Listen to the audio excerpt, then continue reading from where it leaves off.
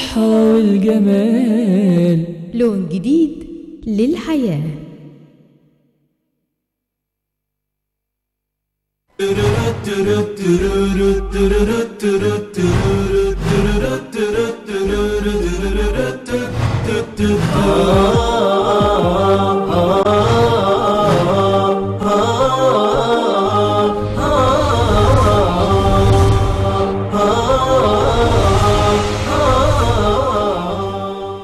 بسم الله الرحمن الرحيم. أعزائي المشاهدين، السلام عليكم ورحمة الله وبركاته.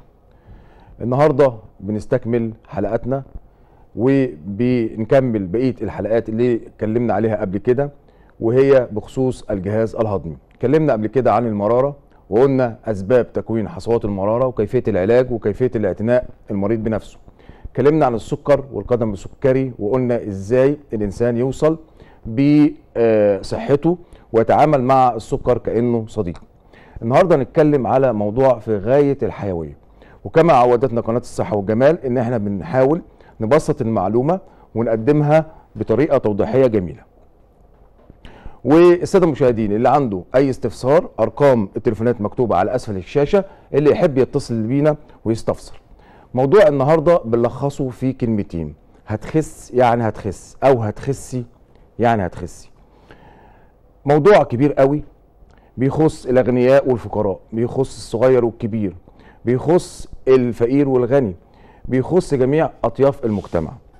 احنا في حلقتنا النهارده هنحاول نشيل البلبله والفشل الذهني اللي بيحصل، واي حد عنده زياده في الوزن او عنده بدانه او عنده سمنه. النهارده هنقدر نوضح له الطريقه المثلى يقدر بيها يخس، وطرق التخسيس المختلفه، المميزات والعيوب بتاعت كل طريقه، عشان محدش يضحك عليه بره. طرق التخسيس المختلفه اللي احنا قلنا عليها بتبتدي بالدايت اللي هو الرجيم، بتبتدي بالجيم اللي هو الرياضه، بتبتدي باجهزه، بتبتدي بحاجات بقى بنسميها تدخل جراحي، منها بالونه المعده، منها حزام المعده، منها تدبيس المعده، منها تحويل مسار المعده. هنحاول النهارده ان شاء الله بالتفصيل هنقدم نبذه صغيره عن كل مرحله من هذه المراحل. احنا عارفين ان المعده ربنا اداها مكان جميل جدا تحت الحجاب الحاجز. المكان دون ربنا حباه بحمايه خاصه وصان المعده، وزي ما شايفين في الصوره موجوده المعده تحت الحجاب الحاجز مباشره، جنبها الكبد وجنبها الطحال وجنبها الامعاء.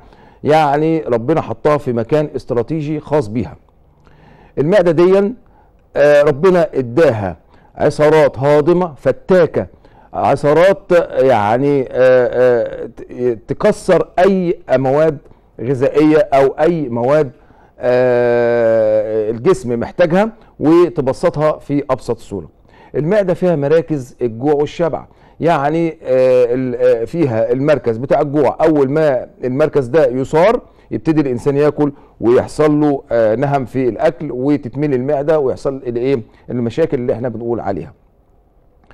العلماء والاطباء استخدموا المال كملعب رئيسي لازاي يحلوا المشاكل المستعصيه لمرضى البدانه او مرضى زياده الوزن.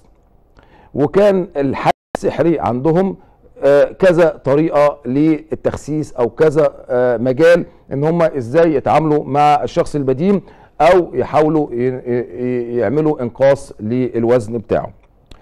العلماء والاطباء ابتدعوا معادله، يا ريت كلنا نجيب ورقه وقلم ونكتبها، اللي هي مؤشر كتله الجسم، اندكس بادي. المؤشر دون الوزن على الطول مربع الطول، مؤشر كتله الجسم الوزن على مربع الطول.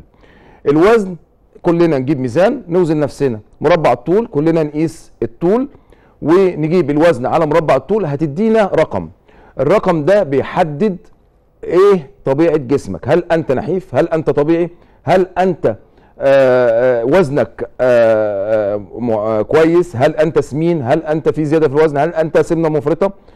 القسمه دي بتتراوح بين 18 ل 25، يبقى ده في المعدل الطبيعي. 15 ل 30 ابتدى يزيد في الوزن، 30 ل 35 سمنه درجه اولى، 30 ل 35 ل 40 سمنه درجه ثانيه، فوق ال 40 سمنه مفرطه. يعني ايه سمنه مفرطه؟ يعني انسان بدين جدا وعنده مشاكل في الحياه نتيجه السمنه دي. المشاكل اللي بتصادف انسان البدين ايه؟ انا من وجهه نظري كجراح سيبك من الضغط، سيبك من السكر، سيبك ان هي من اخطر الامراض بعد السكر وبعد الضغط وبعد السرطان وبعد ده مسببه للوفاه اللي هي البدانه. سيبك من الحياه الزوجيه اللي هي بتتدهور بسبب البدانه، سيبك من عدم الانجاب، سيبك من، انا في وجهه نظري بقول ان الانسان البدين هو انسان مكتئب. يعني ايه انسان مكتئب؟ يعني منعزل عن المجتمع، هو حاسس ان شكله وحش، هو حاسس انه مش طبيعي، حاسس ان الناس بتضحك عليه.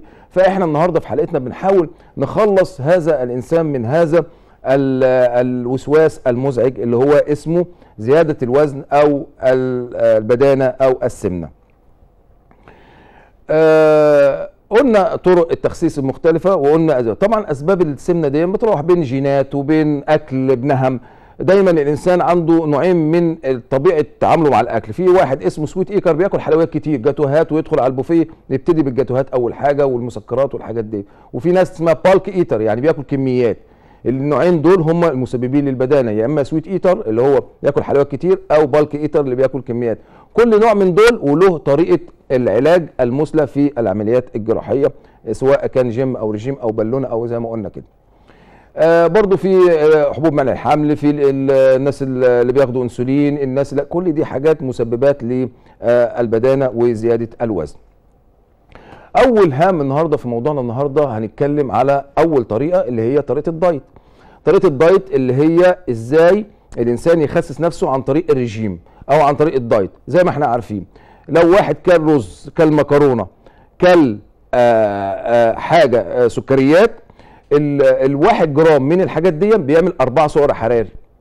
البروتينات 1 جرام بروتين، لحمه، فراخ، بيض، سمك، 1 جرام يعمل 4 سعر حراري. دهنيات زبده بقى وسمنه والحاجات دي 9 سعر حراري. شوف شوف يعني ربنا عامل ده. حتى احنا بنقول الجمل بيمشي في الصحراء والسلم بتاعه مليان دهون عشان يديله طاقه ويحرقها في وقت الصيام، في وقت الجوع، في الكلام من. يبقى هنا البروتينات 1 جرام يدي 4، الكربوهيدرات 1 جرام يدي 4، الدهنيات تدي 9. طب نفرض ان انا كلت رز ومكرونه وكلام من ده واداني الطاقه دي الجسم بيستخدمها عشان خاطر يستمر في الحياه، يدفى في الجو البارد، جهازه الهضمي يشتغل، التنفس يشتغل، القلب يشتغل، كل الحاجات دي الطاقه اللي بتطلع من هضم الغذاء وهضم الطعام. يبقى اذا طيب خد طاقته وخد كل حاجه واتدفى وكل حاجه، طب بقيه الطاقه بتروح فين؟ تتخزن بقى على هيئه دهون، في اماكن تراكم الدهون، في اماكن تجمع الدهون. طيب معانا اتصال تليفوني الاستاذه عزه، اتفضلي انت على الهوا. الو السلام عليكم. اهلا وسهلا، اتفضلي. دكتور علاء، بقول لحضرتك انا كنت ماشيه، وزني كان 134 كيلو. ايوه. وحضرتك انا مشيت مع دكتور الجيم. فدلوقتي عامله نظام دايت، انا نزلت من بقالي شهر ماشيه معاه، نزلت دلوقتي 13 كيلو. 13 كيلو بقالك شهر؟ طب ده بس المشكله دلوقتي عندي في البطن، حاسه ان البطن مترهله. انا بعمل عليها جلسات اللي هي الكافيتيشن والاجهزه الثانيه اللي هي السيمنز والحزام. بس ما مترهله. البطن مترهله. طيب. ايوه. هوضح لك الاجابه. شكرا على الاتصال يا استاذ عزه، شكرا. من ضمن الحاجات اللي احنا بنخاف منها في انقاص الوزن هو نزول الوزن بسرعه. يعني هي بتقول انا نزلت 13 كيلو في خلال شهر، ده كتير جدا. المفروض الطبيعي في خلال شهر من 5 ل 6 كيلو. ليه بقى؟ لان نزول الوزن السريع ده بيؤدي الى ترهلات في الجلد. زي ما احنا عارفين ان الدهن ده متخزن تحت الجلد، متخزن تحت الجلد. طيب نفرض ان احنا تخلصنا من كميات الدهون اللي تحت الجلد دي، الجلد عشان خاطر مفيش المتانه اللي فيه ومفيش الاسترس بتاعه، فبيضطر انه يحصل له ترهلات. يبقى محتاجه ان هي بعد ما تخس بالطريقه دي تروح على اجهزه شد الجلد. اجهزه مخصوصه لشد ترهلات الجلد، او بنلجا بعد كده لعمليات جراحيه اسمها جراحه شد الجلد بعمليه تجميليه كده، وبنرجع البطن تاني للطبيعه بتاعتها. وبرضه عايز اوضح معلومه صغيره ان ايه يعني دهون. طرق العمليات المختلفه بتنقسم لحاجتين، يا اما بنتخلص خالص من الدهون اللي موجوده، يبقى احنا تخلصنا من الخلايا الدهنيه نفسها، دي حاجه. وفي حاجه تانية ان احنا بنبقي على الخلايا الدهنيه لكن بنستعمل اجهزه معينه او دايت او رجيم او رياضه، بدل ما الخليه الدهنيه بتبقى منتفخه بالدهون بتكش وتصغر، فعشان كده الانسان بيحس يجي الانسان يروح ايه واكل تنتفخ تاني الخليه الدهنيه. يبقى اذا الدايت والرجيم والرياضه والحاجات دي لازم يكون في عزيمه في ان انت تتعامل مع الحياه بعد كده، في ان انت خلاص تمشي على نظام غذائي معين وتفضل ماشي عليه فتره جديده. ليه؟ لان انت ما زلت عندك الخلايا الدهنيه، المصنع موجود او المخزن موجود زي ما هو، وبالتالي هيتملي تاني دهون، يبتدي الانسان يحصل له بدانه ويحصل له يرجع تاني بعد ما تعب ونزل الوزن اللي احنا بنقول عليه. كملنا احنا دلوقتي قلنا الدايت وقلنا السعرات الحراريه وقلنا ازاي الانسان. في مشكله عند الاباء والامهات انا برضو بحب اركز عليها، وهي الام تصنع الطفل البدين. الام تصنع الطفل البدين. ازاي الام بتصنع الطفل البدين؟ ان هي بتقول انا ابني عايزه اكبره وانميه ويبقى شكله حلو وسط صحابه وكلام من ده، ابتدي ااكله.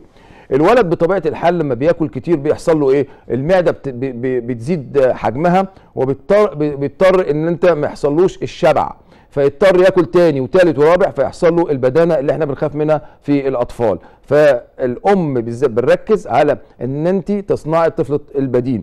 خلي بالك النحافه والبدانه ده متنافران، يعني لما يكون عندك ولد نحيف ونشيط جدا ده طبيعي، ولد بدين وكسلان ده غير طبيعي، فاحنا لازم نفرق بين الاثنين، فلازم نتجنب. طيب انا عندي طفل بدين اتعامل معاه ازاي؟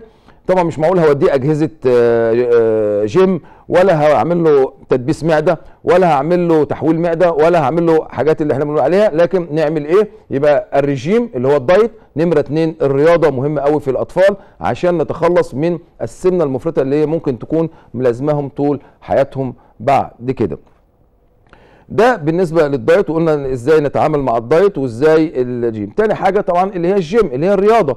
يا اما الانسان البدين ده يروح لدكتور متخصص في الجيم وفي الرياضه، يا اما هو نفسه يعمل رياضه، الجري بقى، وبدل ما يركن العربيه قدام البيت وممكن كمان شويه يركنها قدام الشقه، لا يركنها في شارع بعيد ويتمشى عشان يتخلص. بدل ما كل يوم يطلع في الاسانسير، لا ينزل النهارده، يطلع النهارده على السلالم عشان يقدر برضو يتخلص من كميه الدهون اللي موجوده. ونبطل بقى ايه قعده الانتخه قدام التلفزيون والفشار واللب السوداني والحاجات اللي هي بتتخن والحاجات دي. لازم نتعامل مع الموضوع بحرفيه ونخليه في دماغنا ان السمنه دي تؤثر على حياه الشخص البدين او السمين. الموضوع اللي هو بعد كده اللي هو بالون المعده، دي بقى تدخل بقى جراحي. بالون المعده ده عباره عن بالونه، البالونه دي بندخلها ببنج موضعي عن طريق المنظار، عباره عن زي البفره بتاعت السيجاره كده، وندخلها جوه المعده، وبننفخها بسائل معين ملحي ملون، وبنسيبها في المعده. تعمل ايه بالونه المعده دي؟ بالونه المعده دي بتملى المعده، فلما تملى الفراغ بتاع المعده فبتحسس الانسان بالشبع. زي ما احنا شايفين الصوره، ادي بالونه المعده بتبقى صغيره جدا، يعني ممكن الانسان يبلعها، وتدخل جوه المعده، وعن طريق الخيط الرفيع اللي هو متصل بيها دي تتنفخ جوه المعده، وبتقعد 6 شهور ونشيلها بعد 6 شهور، من 6 ل 8 شهور بنشيلها. دي بتحسس الانسان بالشبع وبالامتلاء. برضو بنشيلها عن طريق المنظار، وهنشوف فيديو صغير كده يبين لنا دخول وخروج البالونه، عشان برضو ما يكونش كل الحلقه عباره عن كلام، فبنوضح للساده المشاهدين. ادي المنظار دخل عن طريق الفم، بنج موضعي، وبيدخل على المريء، ويدخل على المعده اللي هي الملعب الرئيسي في حلقتنا النهارده، زي بفره بتاعت السيجاره كده بالظبط، وبننفخها بسائل ملحي حوالي اهو داخل السائل الملحي لونه ازرق. طبعا لونه ازرق ليه؟ عشان خاطر لو البالونه فرقعت اللون ده بيبان في البول ونعرف انها فرقعت ونضطر نخشلها جراحين عشان ما تتزحلقش وتنزل على الامعاء وتسد لنا الامعاء. فدي برضو احتياط، يعني اللون الازرق ده له وظيفه اللي هو لون السائل الازرق ده. طيب احنا نفخنا البالونه وحطيناها في المعده وملينا المعده بيها وقعدت 6 شهور وخلاص، ونزلنا الوزن ما بين 20 ل 30 كيلو. لما معانا اتصال تليفوني. ابو امير اتفضل انت على الهوا. ام امير اهلا وسهلا، اتفضلي يا ام امير. السلام عليكم. اهلا وسهلا، ازي صحتك؟ ازيك يا دكتور؟ ازيك يا ام امير؟ الله يسلمك. اتفضلي انت على الهوا. الحمد لله الحمد لله. بقول لحضرتك يا دكتور انا عندي 60 سنه ووزني 85 والوزن ده ثابت على طول. الطول كام يا ام امير؟ وطولي 150. الطول 150. نعم الطول 150. اه طيب ايه المشكله؟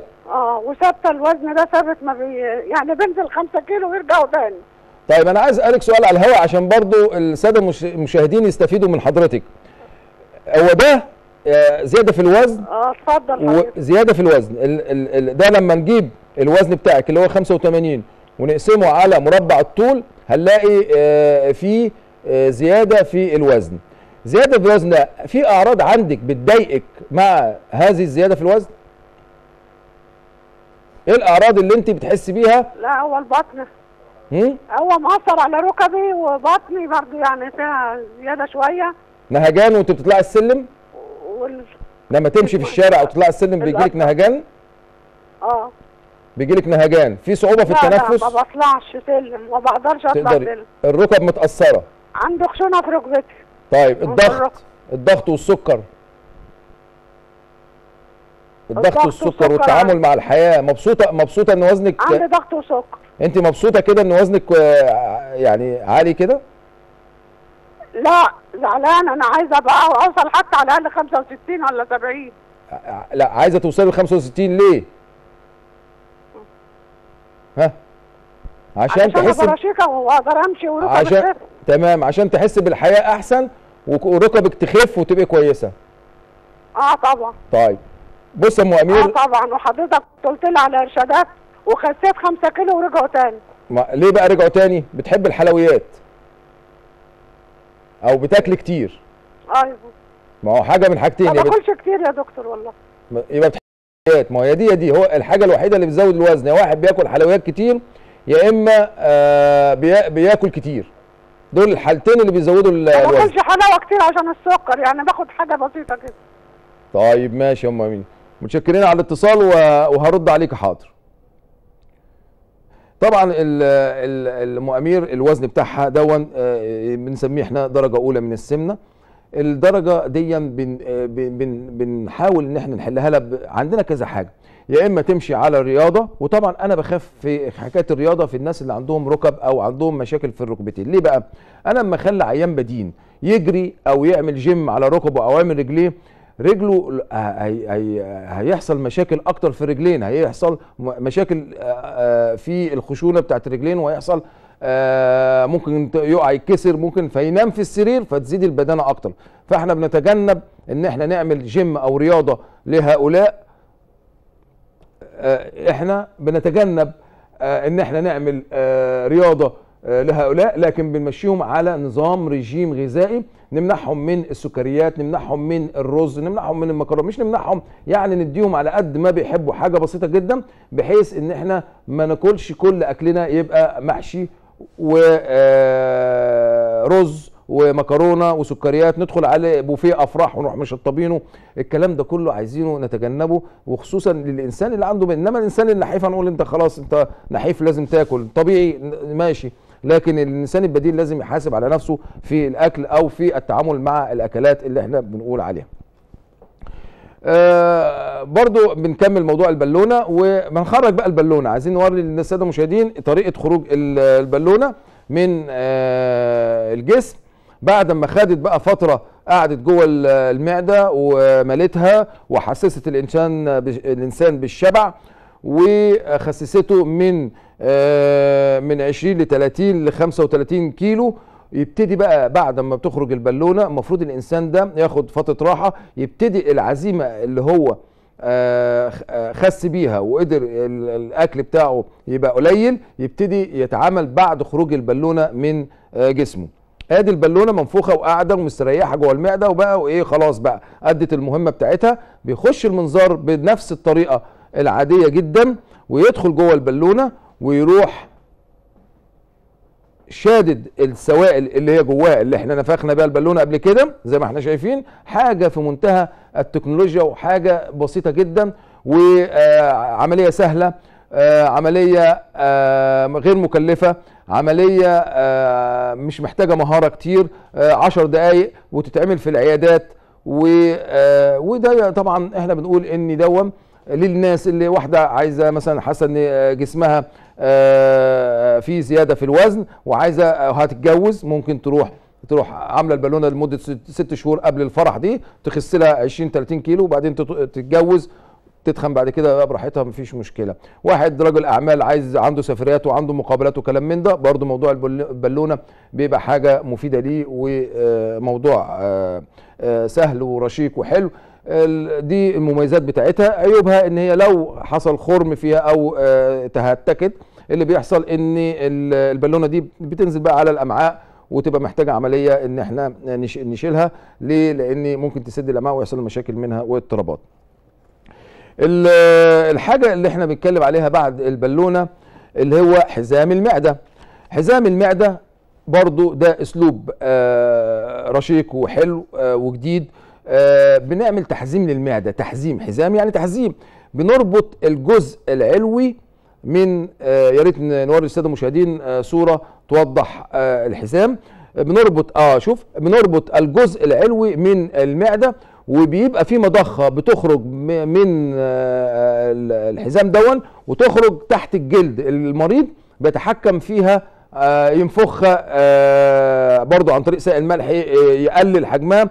كل ده حسب درجه دي. ده طبعا بتقلل الاكل اللي رايح للمعده، فبرضو المريض يحس بالشبع.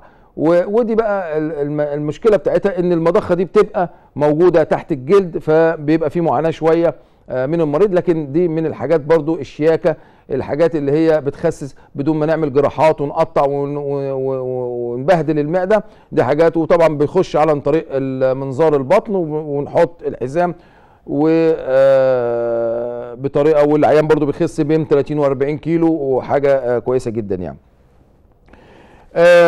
الحاجه اللي بعد كده ما يطلق عليها تدبيس، شفط الدهون وشد البطن. شد البطن وشفط الدهون دي ما بنعتبرهاش من عمليات التخسيس او ان احنا بننزل وزن الانسان، لكن دي انا بسميها دي نحت للجسم. يعني انت عندك شويه دهون متراكمه في البطن، بنعمل يا اما شفط يا اما شد. في الارداف، في الفخذين، في الذراعين، في الرقبه، في الخدود، يا اما بنعمل عمليات الشفط ببنج موضعي في العيادات 10 دقائق وتقوموا زي الفل. الشفط نفس الكلام. لو كان في دهون موجوده في البطن بنعمل عمليات الشفط دي ان احنا بندي بنج موضعي في الاماكن دي او بنج كلي حسب بقى حاله العيان يتعامل معانا ولا لا.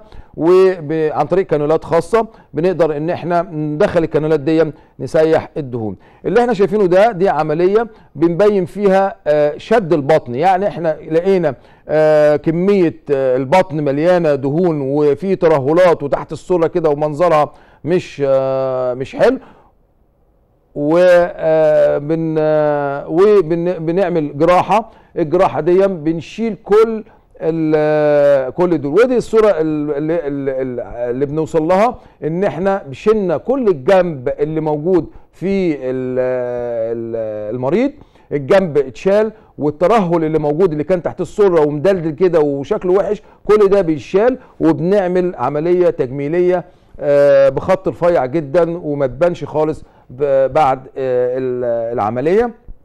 ودي من الحالات اللي بنقول بتفيدنا كتير قوي في عمليات شد البطن بعمليه بسيطه، ودي اسمها نحت للجسم وليس للتخسيس، لان بيبقى برضو الدهون دي متراكمه في اماكن كتير في الجسم. فالشد دي نحت للجسم وتنسيق قوام للجسم، وعمليه بسيطه وبرضو مش مكلفه. بعد كده بنشوف بقى الحاجه بقى اللي هو كل الناس بتتكلم عليها ودايما بتيجي في ذهنهم، اللي هي تدبيس المعده او ما يطلق عليها تكميم المعده. تدبيس المعده دي اسم قديم، الجديد هو تكميم المعده. يعني تكميم يعني بنعملها زي الكم بالظبط، بنشيل 3/4 المعده وبنسيب الربع منها متوصل بالمريء والامعاء. بنشوف صوره توضيحيه لموضوع تكميم المعده. اول صوره اللي على اليمين ده حزام المعده، ثاني صوره اللي احنا بنقول عليها تكميم المعده، ثالث صوره اللي هي بالون المعده. يعني تكميم المعده عباره بنشيل 3/4 المعده وبنسيب جزء واحد بقى. طب لما احنا شلنا الجزء اللي هو مفصول ده ورميناه بره خلاص ما بيبقاش في البطن، التدبيس زمان كنا بندبس ونسيب الجزء في البطن، لكن تكميم المعده بنشيل هذا الجزء خارج البطن وبنسيب الجزء بتاع المعده ده بيبقى عامل زي الكم بالظبط، ودون طبعا بيبقى الفراغ بتاعه قليل جدا، يحسس الانسان بالشبع، كميه الاكل اللي هتنزل بتبقى قليله.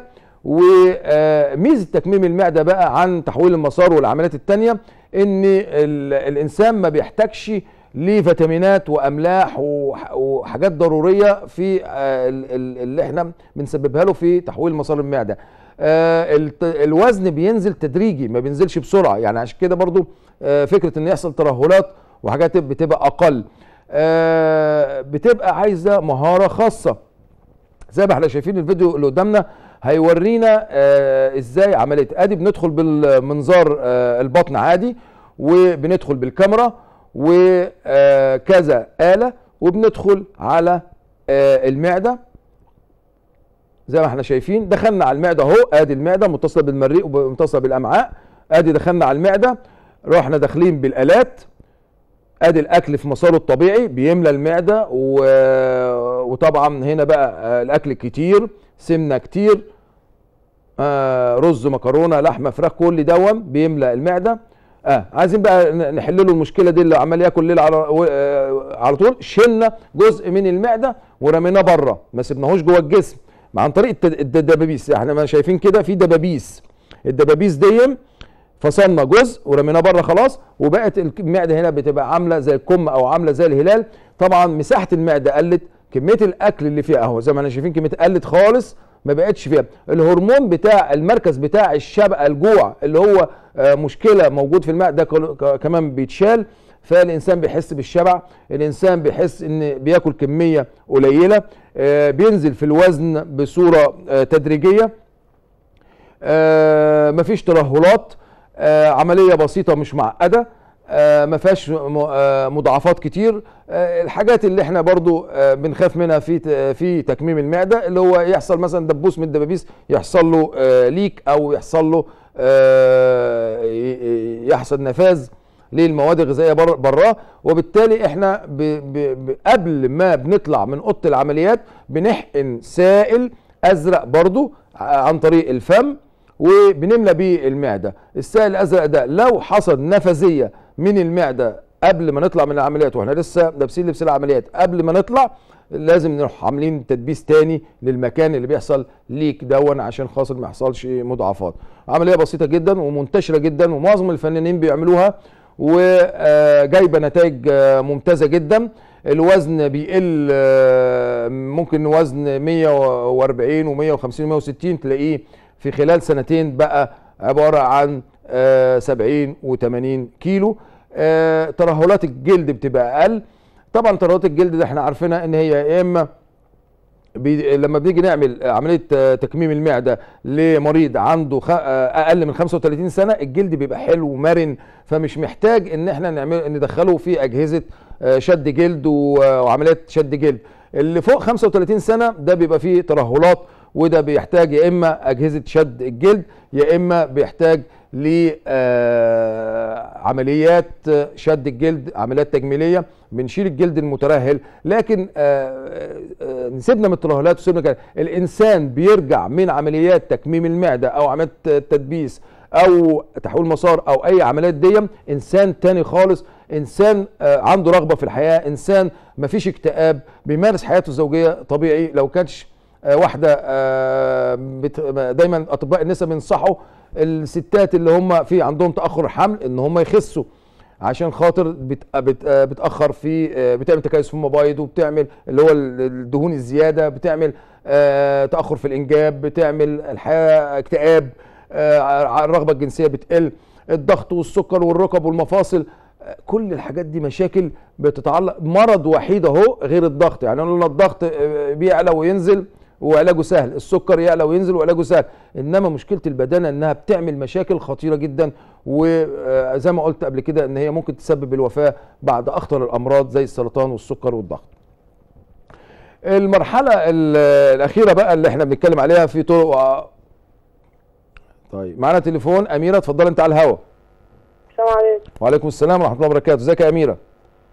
دكتور ممكن اكلمك حاجه بعيد عن الموضوع؟ بعيد عن الموضوع خالص؟ يعني حاجه لزياده الوزن. طب خلينا في حالات تانية. طيب طب قولي يا اميره. قولي اتفضلي. من يوم ما ولدت وانا جسمي بينزل. نعم؟ من يوم ما ولدت وانا جسمي بينزل، بقالي 9 اشهر كده.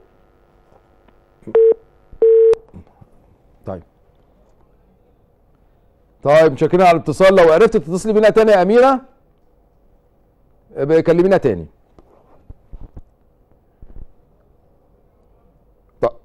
طيب قطع اتصال. طيب ندخل بقى على اخر مرحله من مراحل التعامل مع المعده، اللي هي قلنا الملعب الرئيسي دلوقتي للاطباء، اذا كان جراحه، اذا كان تجميل، اذا كان بتوع علاج طبيعي، اذا كان بتوع جيم، كل الطائفه دي بقت تلعب في هذا الملعب الرئيسي لتحويل الحلم، حلم انقاص الوزن، الى حقيقه.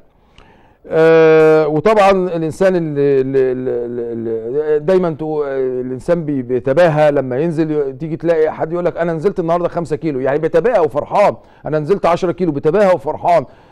يبقى دليل ان دي الموضوع الناس واخداه بجديه، واخداه ان هو ده مؤثر سلبي على حياتهم، ولما بيتخلصوا من الدهون الزياده المتراكمه في جميع اجزاء جسمهم، ده بيؤدي في النهايه الى احساس بالحياه واحساس بروح جديده خالص بتجيلهم.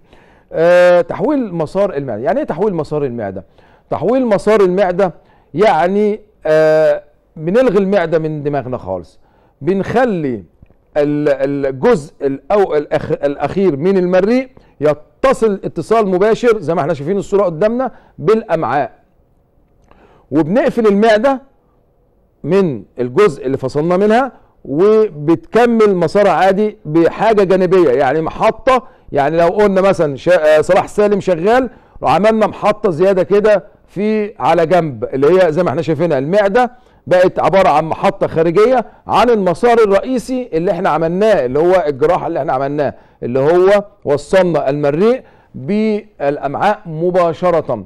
العمليه دي عمليه طبعا معقده شويه عن تكميم المعده، عمليه عايزه رعايه مركزه فتره، عمليه بيحتاج العيان فيها انه ياخد فيتامينات وياخد املاح ونظام غذائي معين.